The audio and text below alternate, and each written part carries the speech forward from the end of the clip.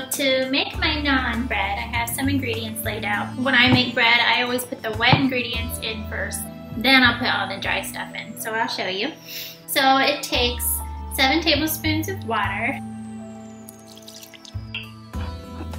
4 tablespoons of natural yogurt, which I don't have, so I'm using whole milk because I have some left over from making our cheese. So I'm gonna put this in here.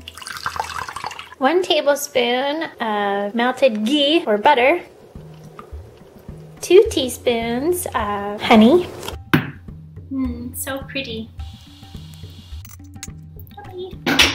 2 cups of unbleached bread flour. 1, 2.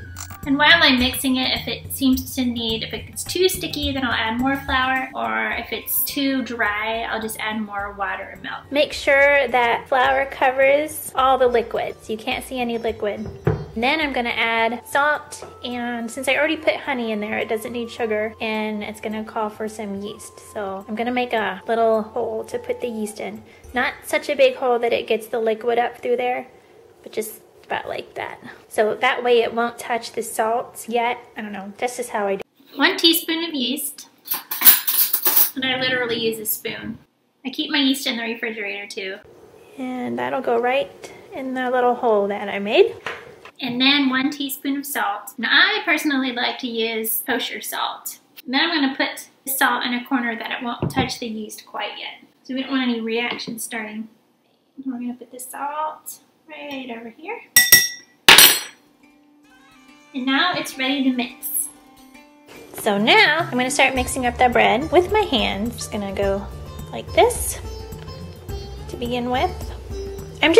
What I do when I do bread by hand is I just mimic my bread machine. I warmed like the milk in the microwave a little bit, but you can't get it too hot or the yeast won't react. It'll kill the yeast. So I'm gonna let that rest for a second. Okay, so now that I have the ingredients mixed up, I'm going to put this on the counter and I'm going to knead it by hand until it gets like smooth and elastic. So this is how I lightly flour my, if you do it like this, then it covers the countertop better, because if you just do this, and it's just going to be in a pile and you're just going to have an awful time. You see how I'm mixing this and it's just a little bit crummy like that in the bottom? That to me means that it's a little bit dry. So I'm gonna put in some more liquid ingredient. I think I'll put in the milk. Now it's really important, if you have to add extra liquid to your bread dough while you're making it, only do like 1 tablespoon at a time, because a little bit goes a long way. So just do a teeny bit. And you'd be surprised what that little bit does. Now it's kind of making a sticky sound, which is a good sign. Initially when you're mixing it, it should all stick together. You shouldn't have any crumbs sticking to the side of your bowl. There. Now that actually feels good because it's all sticking together. It's not super sticky and it makes a nice ball. Now it's ready to put out on the countertop to start kneading. Now for naan, you're just gonna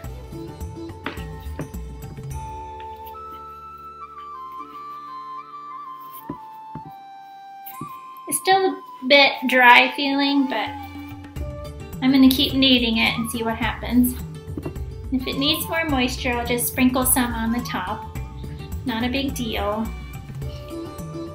But this is a time-consuming process, so I will probably do this for about 10 to 18 minutes or so, just until it's nice and smooth and elastic.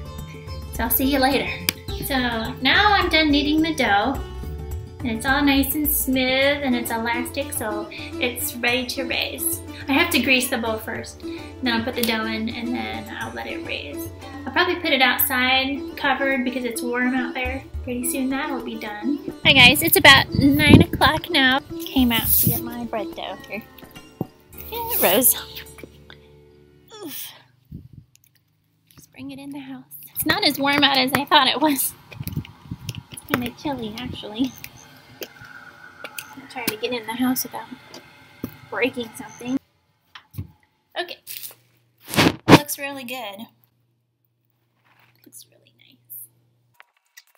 So what you do with the naan bread, You have to turn your oven on to like the hottest setting, it says, and then heat up your pans in the oven so they're like extremely hot. And then you put the naan on there and it cooks hot and fast. So for naan, you're supposed to heat the oven as high as it'll go with the pan preheating in there. So let's,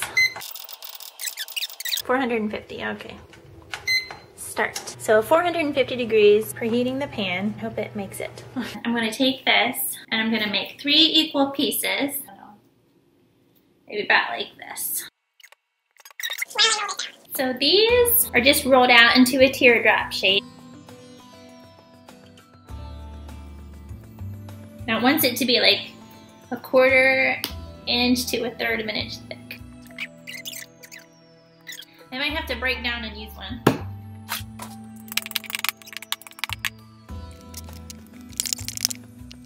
Yay, it's time! They only cook for 4 to 5 minutes a piece because the oven is so hot.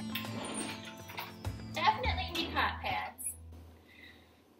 Okay, here goes nothing.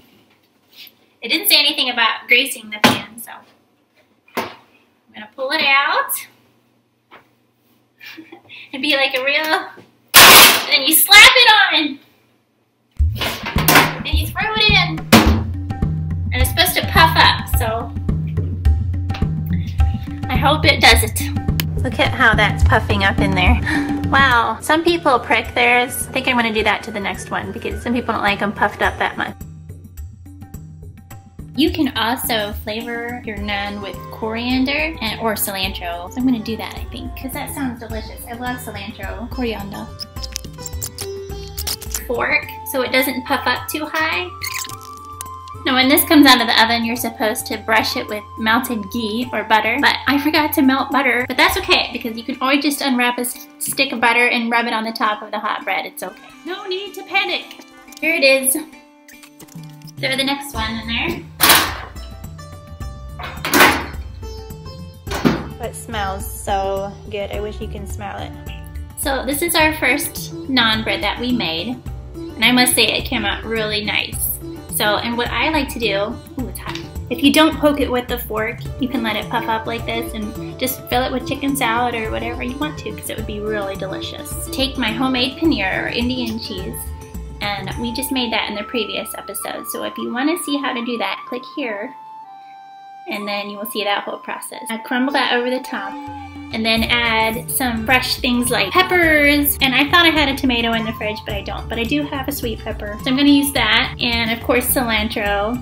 And I personally like, when I eat this, is I like chipotle sauce on it. I think that really gives a good kick. Even though it's not necessarily Indian, it's just really good. I started doing that, you know when you get those little Caesar pizza kits and it had chipotle seasoning on it, and it was so good. So I haven't stopped doing that since.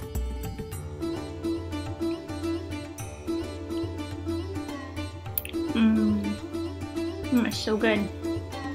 And the bread is like really tender and really soft. Give it a thumbs up if you liked it. Don't forget to subscribe below and leave a comment if you want to. And we'll see you later. Thanks for watching. And this last one, I put butter and garlic salt on it. And I'm like eating it with watermelon, like alternately. And it's really good together.